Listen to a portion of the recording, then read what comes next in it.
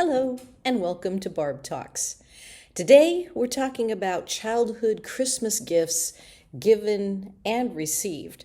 First, from my paternal grandparents. Grandma Viola was always immaculately dressed. She loved her jewelry, she loved her makeup, she loved her wigs.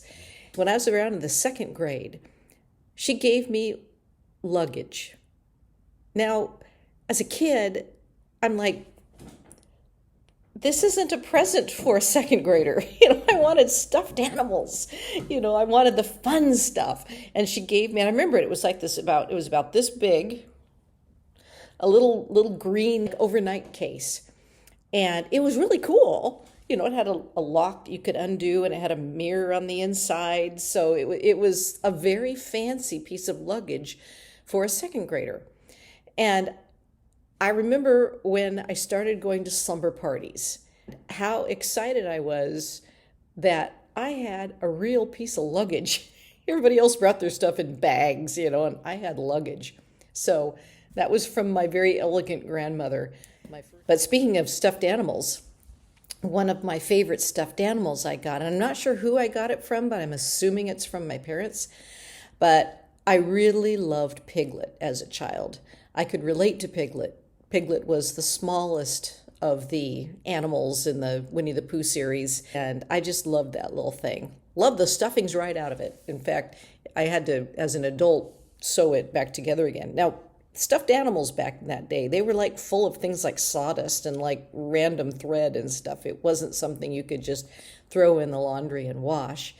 So Piglet had a very exciting life, being loved and being the favorite of all the stuffed animals in my bed. Another favorite childhood gift that I received was a music box. It was domed, and it had a little blue star at the very top. And it was very, to me at least, and I got that gift too. Who knows, that might have been from my paternal grandparents as well, because they always gave me these gifts that were like beyond what a child should get at that age. But it was a beautiful music box, a wind up the bottom of it, and then it would rotate. And it was had like Mary and Joseph and Baby in the Manger and the wise men and the sheep and the shepherds and all the little scene. And at the time, I thought it was this very glamorous gift. From my maternal grandmother, the gift that I remember is this particular doll. Now, when I was a child, now this wasn't the original outfit the doll was in, but my own daughter played with this doll, and this is an outfit that she wore when she was a baby. And so she decided that was that was the outfit that this doll needed to be wearing. And again, a little hat that she wore as a baby. So, but this doll was given to me by my maternal grandmother. At the time I received it, I was going through a phase where I felt really ugly. I had my paternal grandfather had cut my hair really short, and it was sticking out every which way, and I felt really ugly as a child. And when my maternal grandmother gave me this beautiful doll, because in its day and age, it's like soft and flexible, and amazingly, it hasn't been destroyed after all these years. But it was like a really fancy doll for its day. But when I saw it, all I saw was its short hair. And I thought, that doll looks like me.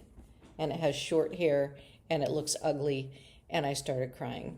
And so my mom put this doll away up high and waited until I was ready for it.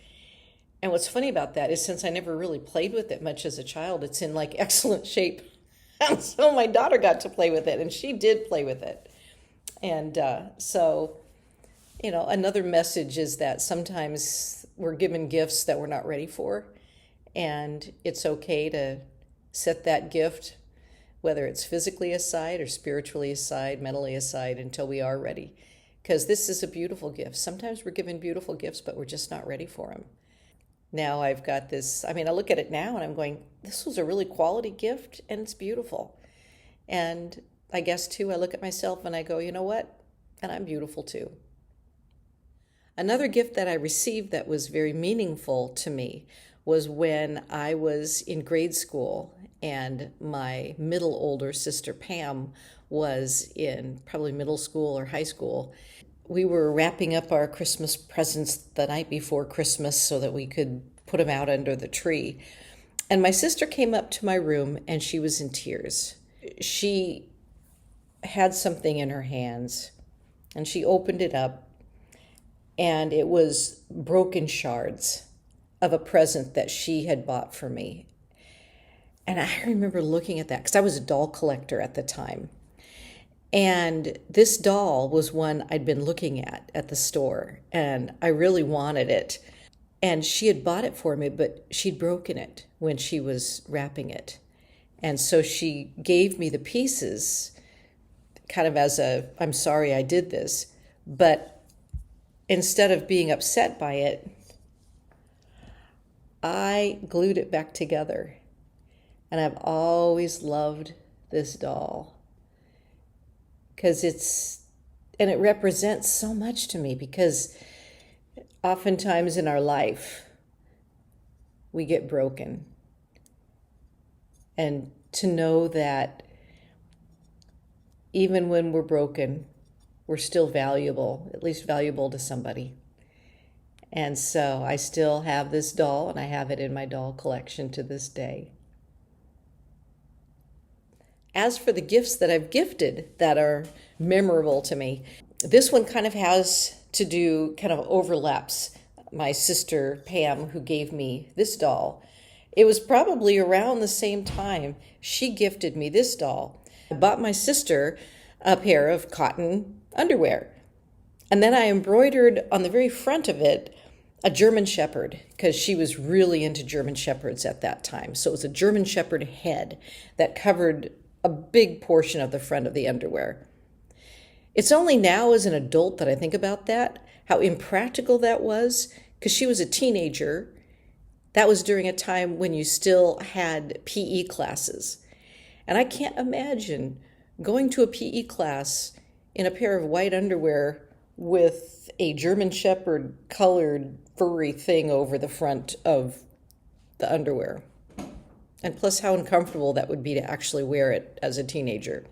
But my sister was very gracious. I have no idea if she ever wore the underwear, but that was like a big deal that at the time I worked very hard on. And it was more of an artwork than something to actually wear. I also, during that time, embroidered something on a pair of boxers I bought for my dad. I don't remember what was on that, but I'm also sure those were probably never worn. But my friend Beth and I were out Christmas shopping, and we saw this table full of Snoopy dogs, and they were wind-up toys. And I think they played Rockabye Baby. Both of us fell in love, but we decided we'd find the one we wanted, and then we just switched them, and then we each bought the other person the Snoopy dog they wanted, and then just switched them back. So I thought that was a great way to have fun with your friend by going shopping, and have fun with your friend by getting the very gift that you want and then seeing the joy on their face when they received it.